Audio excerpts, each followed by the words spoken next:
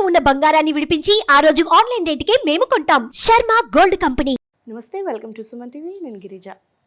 2025 నూతన సంవత్సరంలో భాగంగా ద్వాదశ రాశుల వారికి ఏ విధంగా రాశి ఫలితాలు ఉండబోతున్నాయి, వారి నక్షత్రపరంగా ఎలాంటి ఫలితాలని లేదంటే ఎలాంటి అదృష్టాన్ని వాళ్ళ దరికి చేరుతుంది. అండ్ అలాగే ఈసారి కనుక మనం చూసుకుంటే గ్రహాల విషయానికి వస్తే 4 గ్రహాల మార్పు అనేది ఈ నూతన సంవత్సరంలో సంభవిస్తోంది. సో కొంతమందికి అయితే శని గ్రహం వదలటం వల్ల అమ్మయ్య అనుకునే పరిస్థితిలో ఉన్నవారు కొన్ని రాశుల వారైతే, ఇక మిగతా రాశుల వారైతే అబ్బా శని పట్టేసుకుంది అని బాధపడేవారు మరికొంతమంది. సో ఏ రాశి వారికి ఎలా ఉందో తెలిపేందుకు ఇవాళ మనతో పాటు ప్రముఖ జ్యోతిష పండితులు గోనుగుంట్ల సురేష్ బాబు గారు ఉన్నారు. వారితో మాట్లాడి తెలుసుకునే ప్రయత్నం చేద్దాం. నమస్కారం గురువు గారు. నమస్కారం అండి గిరిజ గారు. గురుగారు, 2025 సంవత్సరంలో మీనరాశి వారికి ఏ విధంగా ఉండబోతున్నాయి అంటారు ఫలితాలు? గిరిజ గారు, మనం ఫస్ట్ ఒక బేసిక్ క్వశ్చన్, అసలు రాశి ఫలాల వల్ల ఉపయోగం ఏంటి, ఎంతవరకు మనకు ఉపయోగపడతాయి అని తెలుసుకుందామండి. ఫస్ట్ మనకు వచ్చేటప్పటికి మనిషి చేయాల్సిన పనులు 4 ఉంటాయండి. ధర్మము, అర్థము, కామము, మోక్షము. ఈ భూమి మీద మనకి సోల్ ఈ శరీరంలోకి ఎంటర్ అయిన తర్వాత మళ్ళీ శరీరం వచ్చి వదిలిపెట్టే వరకు ఇది ఎక్స్పీరియన్స్ అవుతూ ఉంటుందండి. వీటికి 4 రకాల చుట్టూ తిరుగుతూ ఉంటుందండి. ఒకటి ధర్మానికి సంబంధించి, ధనానికి సంబంధించి, తనకన్నా ఏమైనా కోరికలు ఉంటే కోరికలకు సంబంధించి, అలానే మోక్షానికి సమాజంలో ఉన్నతంగా ఎదగాలి అన్న ఒక తృష్ణతోటి మనిషి ఉంటూ ఉంటాడు అనమాట. అయితే వీటిని సాధించుకోవడం అంత ఈజీ కాదండి. చాలా ప్రతికూల పరిస్థితులు ఉంటాయి, ఎన్నో నెగిటివ్ ఫోర్సెస్లు ఉంటాయి అనమాట. అయితే మనిషి ఏ నెగిటివ్ ఫోర్సెస్లు ఏ టైంలో ఉంటాయి అని కనుక మనం తెలుసుకోగలిగితే లైఫ్ అంతా బ్లిస్ఫుల్గా హ్యాపీగా ఉంటుంది అనేది ఒకటనమాట. అందుకని ఇది ఎలా సాధ్యం అవుతుందంటే, జ్యోతిష శాస్త్రం అనే ఒక గొప్ప సైంటిఫిక్ ఒక గొప్ప సబ్జెక్ట్ని మన మహర్షులు మనకి అందించారండి. ఈ సబ్జెక్ట్ ఇప్పటిది కాదండి, వేదాలతో పాటు ఇది ఉందండి. వేదాలలో ఒక 6 భాగాలు వేదాంగాలు అంటారు. అందులో ఒక భాగం జ్యోతిష శాస్త్రం, వేదాంగాలు అంటారు. ఇందులో ఒక భాగం జ్యోతిషం అనమాట. ఇందులోనే గణితమని మ్యాథమెటిక్స్ కూడా మనం చదువుకునే ఫార్ములాని అక్కడి నుంచే వచ్చేసినాయి అనమాట. ఇందులో వచ్చేటప్పటికి మనకి ఏం తెలుసుకోవచ్చు అంటే, మనకున్న గ్రహస్థితులను బట్టి, నక్షత్రాల ఫలితాలను బట్టి మనిషికి ఏ ఏ పరిస్థితులు అనుకూలంగా ఉండి ప్రతికూలంగా ఉంటాయో తెలుసుకోవచ్చు అనమాట. ఇది మనకి డైరెక్ట్ బ్రహ్మ ఇచ్చిన మహర్షుల ద్వారా వచ్చిన గొప్ప జ్ఞానం అనమాట.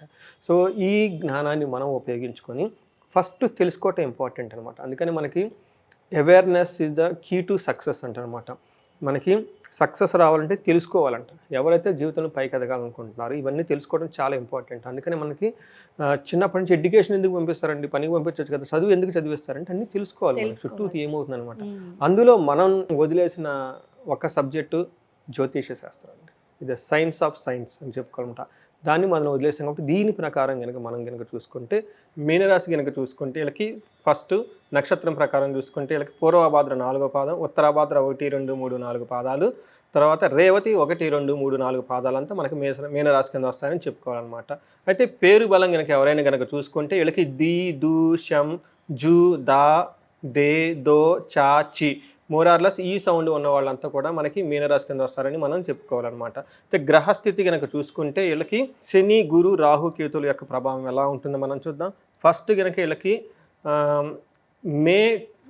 ఈ రాశి వాళ్ళకి May 18th ముందు, May 18th తర్వాత అన్నట్లు ఉంటుంది. ఈ ప్రకారం కనుక మనం చూసుకుంటే ఫస్ట్ వీళ్ళకి శని వాళ్ళకి తేజోహాని, మతి భ్రంశము, అంటే వీళ్ళకి శని ఉండటం వల్ల ఏమవుతుందంటే సరైన డెసిషన్ తీసుకోలేక ఇబ్బంది పడే అవకాశం ఎక్కువగా ఉంటుంది. తేజోహాని, మతి భ్రంశో, మనఃపీడ తదా రోగహార్తి, బంధువైరం చ, స్వజనం సే కలహం అని చెప్పేసి ఉంటుందండి. దీని మీనింగ్ ఏంటంటేనండి, సరిగ్గా హెల్త్ కాంప్లికేషన్స్ ఫేస్ చేయటం, బంధువులతో గొడవలు, తర్వాత వచ్చేటప్పటికి నిర్ణయాలు సరిగా తీసుకోలేకపోవటం, ధనం కోల్పోవటం, ఈ విషయాలన్నిటికి సంబంధించి వీళ్ళకి ఎక్కువగా మీనరాశి వాళ్ళు ఎక్కువగా ప్రాబ్లమ్స్ ఫేస్ చేసే అవకాశం ఎక్కువగా ఉంది.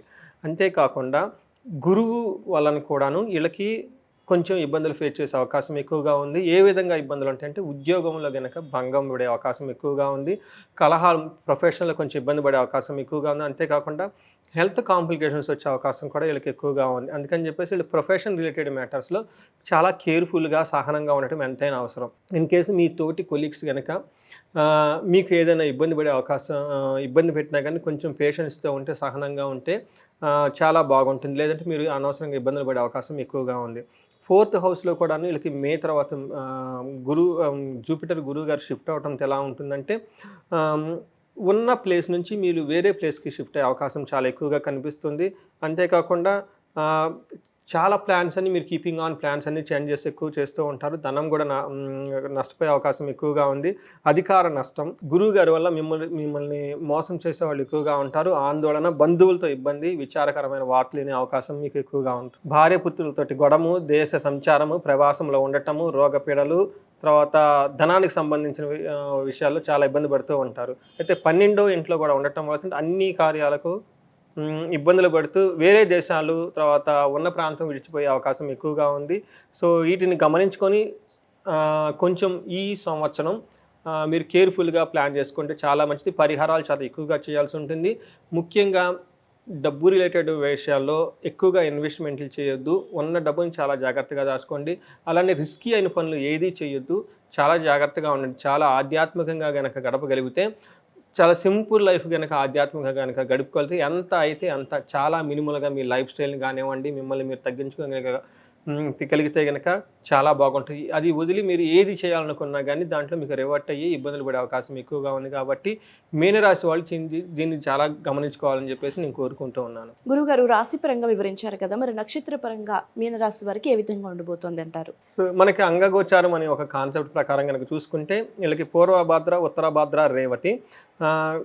పూర్వభాద్ర వాళ్ళకి ధనవృద్ధి ఉంటుంది, అభిషేకం ఉంటుంది, రాజ్యలాభం అన్నీ ఉంటాయి, సంతోషంగానే కానీ ఉంటారు. అయితే 2 విషయాల్లో కేర్ఫుల్గా ఉండాలండి. ఒకటి ఏప్రిల్ 20న లేదంటే అక్టోబర్ 30th పైన వీళ్ళకి కొంచెం టఫ్ అయిన సిచ్యువేషన్ ఫేస్ చేసి మీరు చేస్తున్న వర్క్లో బాగా లాస్ వచ్చే అవకాశం ఎక్కువగా ఉంది. లేదంటే హెల్త్ కాంప్లికేషన్స్ సివియర్గా వచ్చేసి మీకు మరణతుల్య సంబంధం వచ్చే అవకాశం కూడా ఎక్కువగా ఉంది. కాబట్టి దీన్ని గమనించుకోండి. ఉత్తరాభాద్ర నక్షత్రం కనుక చూసుకుంటే వీళ్ళకి ఐశ్వర్యం బాగుంటుంది, సంతోషం బాగుంటుంది, తర్వాత వీళ్ళకి ధనప్రాప్తి బాగుంటుంది, పట్టాభిషేకం ఉంటుంది, ధనవృద్ధి, ఐశ్వర్య వృద్ధి అన్నీ జరుగుతాయి. అయితే వీళ్ళకి ఒక్క విషయం చాలా కేర్ఫుల్గా ఉండాలి. అక్టోబర్ 30వ తారీఖు తర్వాతన వీళ్ళకి హెల్త్ కాంప్లికేషన్స్ సీరియస్గా వచ్చి అటాక్ అయ్యే అవకాశం ఎక్కువగా ఉంది.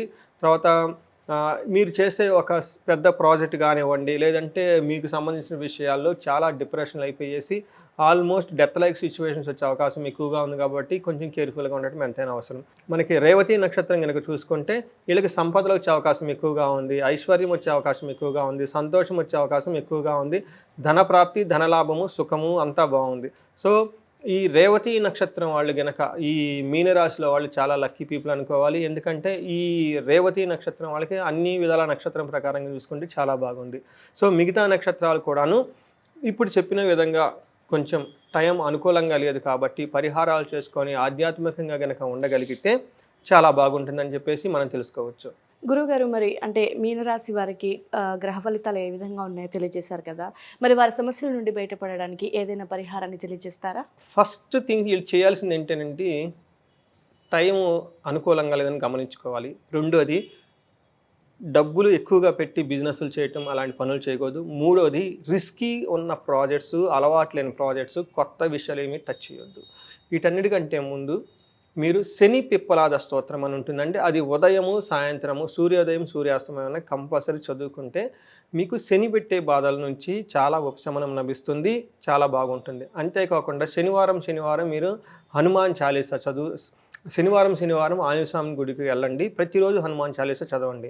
అంతేకాకుండా ఒక ముఖ్యమైన రెమెడీ ఏంటంటే శని త్రయోదశి వస్తుంది. ఈ శని త్రయోదశి రోజున శనికి అభిషేకము మీ చేతులతో చేయండి. మనకు నవగ్రహాల దగ్గర ఉంటుంది కాబట్టి ఆ శనికి అభిషేకం ఒక 50 ml తీసుకుని వెళ్ళిపోయి నువ్వుల నూనె, తర్వాత నల్లటి నువ్వులు, బెల్లము, తర్వాత ఒక నల్లని గుడ్డ శనికి కప్పి అక్కడ మీరు కనుక శనికి తైలాభిషేకం చేసుకోగలిగితే చాలా వరకు మీకు రిలీఫ్ వచ్చేస్తుంది.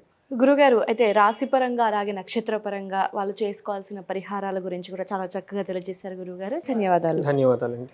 సో రాశి పరంగా కానివ్వండి, లేదంటే జాతక పరంగా కానివ్వండి, మీకు ఏమైనా సమస్యలు ఉన్నాయి తెలుసుకోవాలి, జాతక చక్రం ఏ విధంగా ఉంటుందో, ఇలాంటి డౌట్స్ మీకు ఏమైనా వచ్చినప్పుడు గురువుగారిని సంప్రదించాలనుకునే వారు కింద స్క్రోల్ అవుతున్న నెంబర్ని కాంటాక్ట్ చేస్తే గురువుగారు కంపల్సరీ మీ సమస్యకి పరిష్కారాన్ని చూపిస్తారు.